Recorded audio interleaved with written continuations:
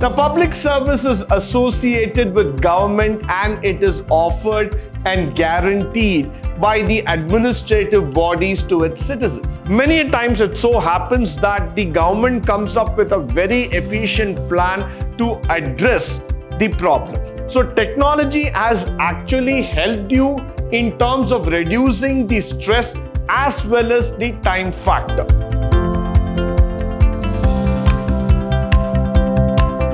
Good morning and welcome to the first session, Chapter 1, Unit 2, 4th semester, B.BA, Good Governance in India, where we are going to speak about the Public Service Guarantee Act of 2011. Now, in this, we are going to first get introduced ourselves to what is public service and why that becomes a very, very important part of the governance topic. Now, public service is associated with government and it is offered and guaranteed by the administrative bodies to its citizens. In a very simple way, whatever work that the public servants, that is the government, is intended or duty bound in terms of serving the citizens of a country, that's where we define it as public service.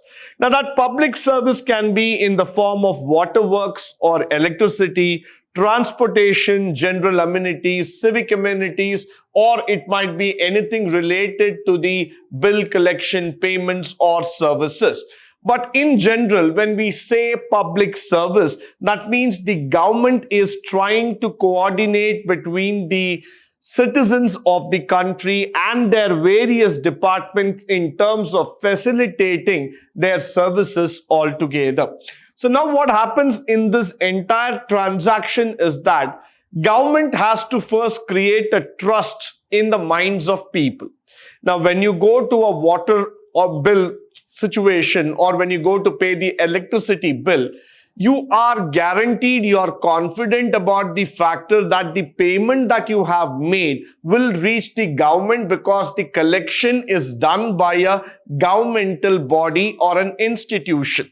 Now, that's exactly where the citizen gets a confidence saying that whatever I am paying for, the government is going to take care. The government is giving me a service in the form of electricity or water or roadways or transport for which I am paying a fee. That fee is again collected by a government institution or a body which is going to render him a receipt and give him that confidence that the payment collected from you is going to be acknowledged. So that's exactly where the expectations of trust and communication comes into picture.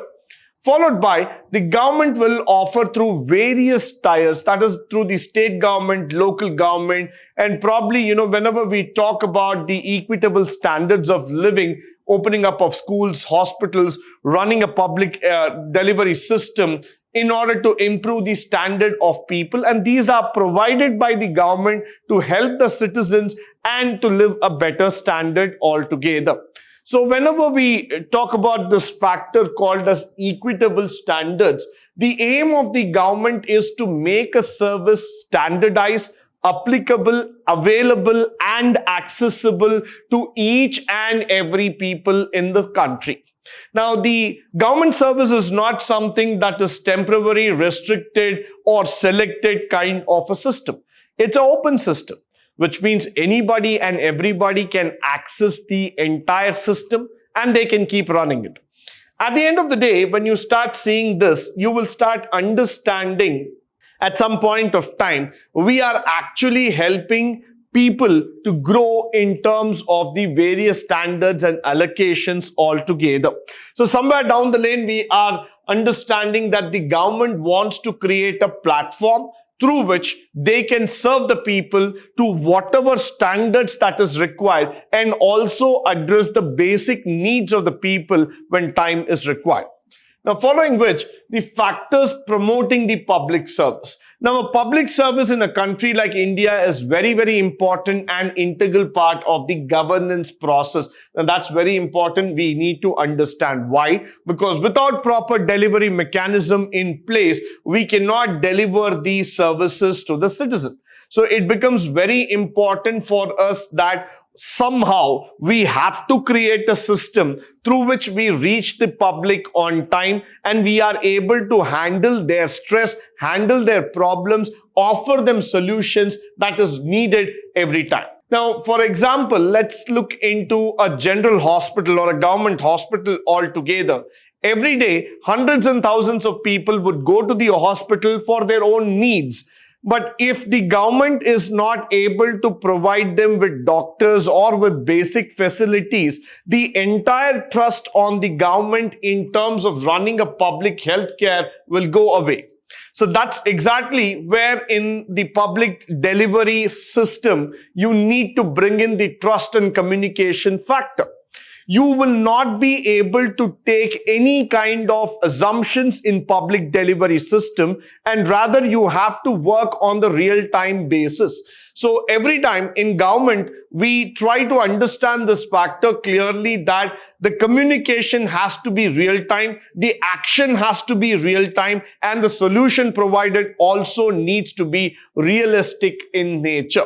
So we are not going to work on the bureaucratic system. We are not going to work on a system that is going to provide some sort of special treatment to a section of people. Rather, we are going to create a system that is transparent, that is efficient, and that tries to address the problems of the people. So if you're going to go through the railways or you're going to go through the waterways, the electricity, the road transport, aviation, or probably sanitation department, it needs to be open enough in terms of addressing the problems, understanding what exactly the challenges are, and providing an immediate solution. So for all this, you need to have a governance in place. It is not that every time government has to stand, but rather the process of running a system. That's where exactly governance comes into picture. You need to have a process, you need to have a system that will be able the entire office to run in a particular manner, to run in an efficient manner, and provide timely services to the citizens of our country. Moving further, now corruption is one thing that I would definitely like to talk about. Why? Because this is something that disturbs the entire system.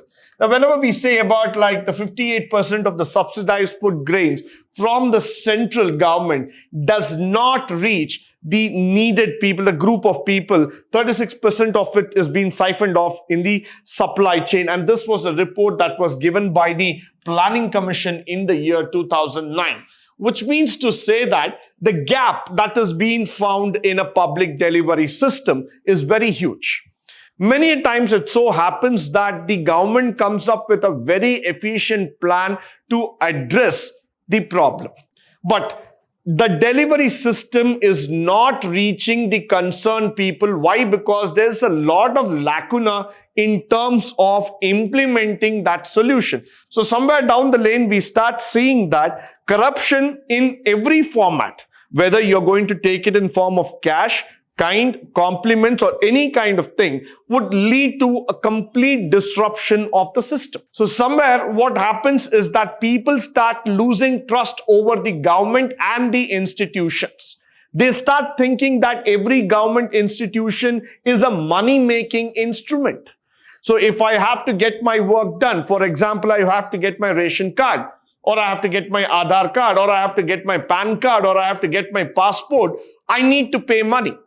Now that is where you completely lose trust over the governance process and start blaming the government because you are not being able to establish a right and an efficient manner of serving the public. So that is why I always look into corruption as the most disturbing factor when it comes to governance in India. So you need to understand that corruption cannot be tolerated anymore in this system. Followed by the decentralization. It is one such reform effort advocated throughout the globe. Now, what does that we mean by saying decentralization? Now, this is a very, very important thing. Why? Because whenever we talk about decentralization, that means to say that this is where we are trying to remove you from the clutches of the government, which means let us not depend on one person or one system. We don't have to go on that hub and spoke model where I start putting the pressure on the central government and start blaming the government for everything, start depending on the government for everything. Let me decentralize. Let me make the process simple. Let me make the process independent, and let us start working efficiently by ourselves. So where this decentralization comes in is that when you look into the 73rd and 74th constitutional amendments in the year 1992, though the decentralization of finances and functions may have started way back in 19th century, but still we have yet to make it even more transparent and applicable to all the systems, to all the processes and organizations in India. Followed by which we are going to talk about technology, which is a very, very important thing which is impacting every single walk of life. So if I'm going to talk about government organizations or private organizations, or I'm going to talk about any delivery system, today technology plays a very great role. Why? Because all our apps, all our systems are governed by this technology factor. Why is that coming into picture? What is that they are trying to actually do here? One side, when we look into technology, it is a convenience factor. I can sit at my home and I can start, paying my electricity bill or water bill or telephone bill, which makes it all the more convenient for the customer not to stand in the queue, not to get worried or hassled by that entire crowd. He can just sit wherever he wants and just make the payment online. The other side, when you look into technology, that has reduced a lot of stress on the government personnels, where you start seeing that the service gets limited because of the time factor. So technology has actually helped you in terms of reducing the stress as well as the time factor. But more important, where I am stressing on technology, is the transparency and accountability. Why? Because whenever you're going to do anything using your online app, every credential of the customer will get recorded, and using that credential, you will be able to identify yourself as where and what it has happened. So today, you don't have to go back and get worried about things that whether the money got credited, whether he has taken a proper receipt, proper acknowledgement. No need. Everything is right in front of you. So technology actually enables a transparency factor, which is very, very important in governance. Using technology, you will be able to see, you will be able to understand, adjust, and take things forward. So that is why I always say that this is very, very important when it comes to the governance standards. Now, the information and communication technology part brings government services to the beneficiaries in a transparent, speedy, easy, and efficient way. So ICT itself is an opportunity which has been found in all the departments. See, the aim of information communication technology is not just to make their department a super fast or a Superman kind of an image. Using ICT as an option, as a tool, you could probably transform each and every department in the government. So what government is looking here into information technology is an enabler role, rather than looking it into something called as a high intensity technology function. What we are trying to make use, or what we are trying to harp upon here in terms of the information communication technology, is that how can you get the public into picture, make them understand how things work even more efficiently. So today, if you tap your mobile phone and if you start accessing the online apps, you will be able to understand very clearly how things have been moving. So that is why this technology becomes an accountable administration in the long run. Followed by, let's talk about the Public Service Guarantee Act. Now, if you see that the Public Service Guarantee Act is also known as a Right to Public Services Act in some state. It provides legislation, statutory laws, time-bound guarantee by the government to the citizen, and provides mechanism for punishing the errant public servant who fails to provide that stipulated service. Now, this is something very, very relevant in Indian context. Why? Because in spite of reforms, in spite of development and policies being in place, still many people complain about the inefficiency of the government department. This is not something to be mocked upon. This is not something to be demotivated or rebuked upon, but rather this is something to be looked upon from a governance loophole. Why? Because when you start understanding that a citizen is not able to get what he wants on time, automatically that starts building a huge gap between the government and the citizen in terms of communication, in terms of trust and understanding. So what is happening here is that when you talk about the Guarantee Act, it means and it abides by the factor that at any given point of time, a citizen has to be given his rights, a citizen has to be provided with the service, has to be given that solution, has to be addressed with all due respect whenever he tries to seek some public service.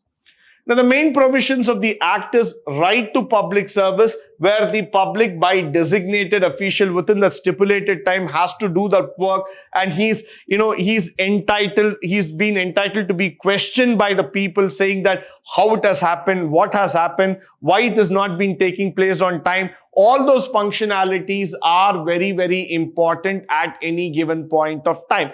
If that is not being done, if that is not been there, you can normally go ahead and a gazette notification can be done. Most of the public policies, acts and the officers will be questioned publicly in terms of inefficiency, and if there might be any cases found, that can be further led into legal action altogether.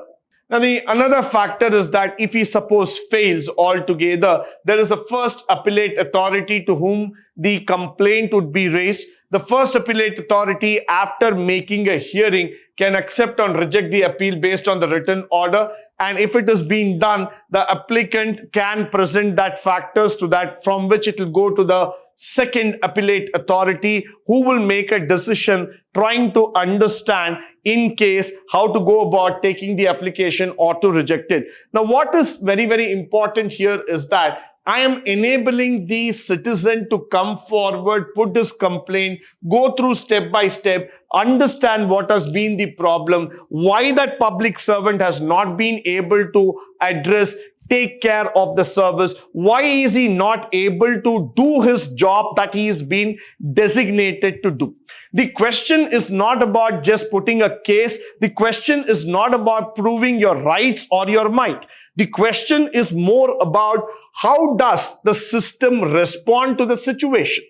So whenever you come back and say that, sir, I was not being given the service, I was not provided with what I really wanted, automatically the government has to be questioned. So we need a right, we need an act through which the system can be put under check. So that is what we want in terms of this Public Service Act. Now, by putting a fine, it doesn't mean that the services are going to be restored or things are going to come back to the same function. But what we intend to do here is that send a very strong message to the public and to the system that in case of malfunction, in case of misleadings, in case you are not able to do the function that you have been assigned to, automatically you will be subjected to the court proceedings. So that is where the Public Service Guarantee Act comes into picture.